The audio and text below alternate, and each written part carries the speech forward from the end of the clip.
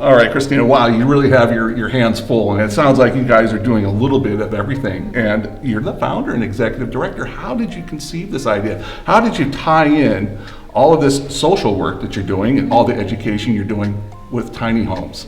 Yeah, so as we all know, the housing crisis is very real here in Southern California. Affordability is at, I'm sure, still like an all-time low, especially if you're a young adult, 18 to 24, from any background. It's incredibly difficult, if not impossible, to get into your own housing. And so tiny homes on wheels are a really cool opportunity to create ownership. And I think that's the only way we can get ownership for these young adults. And create that upward mobility. So when I was working with young adults in a volunteer capacity, when I heard about kids aging out of foster care, I wanted to get involved.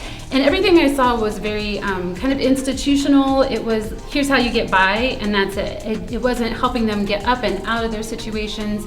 It wasn't upwardly mobile. And so that's why I created Finally Family Homes. And I loved tiny homes. I was living in a place at the time where it was very small, and our family was growing, and I was like, we couldn't really afford to move into a bigger place. And so I got into minimalism and realizing how you can have a very full life without being, piled under a lot of stuff, and then that led to the tiny homes. And what's really exciting about our tiny home construction program is that the young adults participate in building. So they learn construction skills, they get that sense of accomplishment and self-efficacy, they get a chance to participate in their own upward mobility, and then they even contribute towards the cost, and then they can own them. And so California actually counts these as affordable housing units. So for cities who are looking to increase their affordable housing units, this counts towards the state's tally of how many you have.